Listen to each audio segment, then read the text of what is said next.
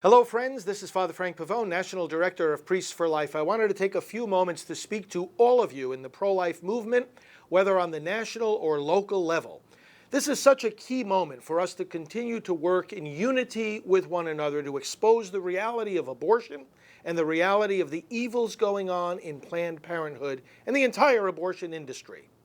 On September 9th, the United States Congress is set to begin hearings about Planned Parenthood. We need to follow these hearings. We need to help others pay attention to what is said during these hearings. Together, we can make more and more of our fellow citizens aware, for the first time, of the evils within the abortion industry. Fox News just aired the special about Planned Parenthood, and we need to keep reminding people of what that special said.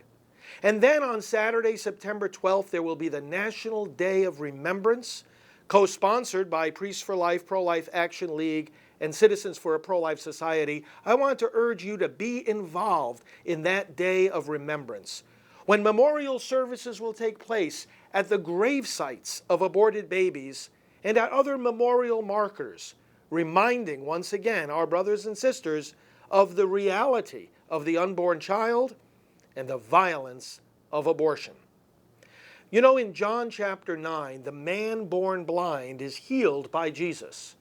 Never had it been heard that someone blind from birth could be healed. And so the evidence of that man born blind was evidence of the divinity of Jesus, and yet Jesus' enemies did not want people believing in him. So what did they do? They tried to discredit the evidence. They said, oh, this is not that same man that was born blind. He just looks like him.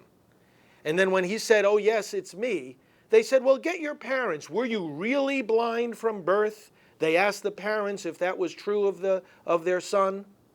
And then when that didn't work, they started to question the man himself. How exactly did this Jesus heal you? And when they couldn't deny the evidence that he had been healed, they started to attack both Jesus and the man.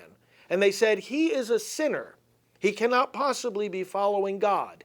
And ultimately, when the man born blind stood firm, they kicked him out physically from the synagogue. Well, brothers and sisters, we are at one of those same moments now as we confront our nation with the reality of abortion. Some will deny the evidence. Others' hearts will be turned and they will accept the evidence, just as those in John 9 believed in Jesus. And ultimately, what Jesus said to the Pharisees, who refused to look at the evidence and refused to believe it, he can say to many in America today, if you were blind, he said, there would be no sin in that. But we see, you say, and your sin remains. For those who didn't know anything about abortion or the evils of Planned Parenthood, if they have an open heart and an open mind, this is the moment for them to embrace the truth. And it will be through you and me sharing that truth with them courageously. But for those whose hearts are closed, all the evidence will still not convince them. And it is not the fact that they were ignorant, which is the problem, but as Jesus said, the fact that while being blind, they claim to see. Let's pray, and that's why finally I want you to join our prayer campaigns that are going to take place for a solid week of prayer and fasting, starting on September 12th, the National Day of Remembrance, and going for 9 days until September the 20th. And then again, we will have another week of prayer and fasting from October the 10th to the 18th. Can I ask you to mark those days on your calendar and go to prayercampaign.org to take part in those efforts of prayer to end abortion and to end the evils of Planned Parenthood.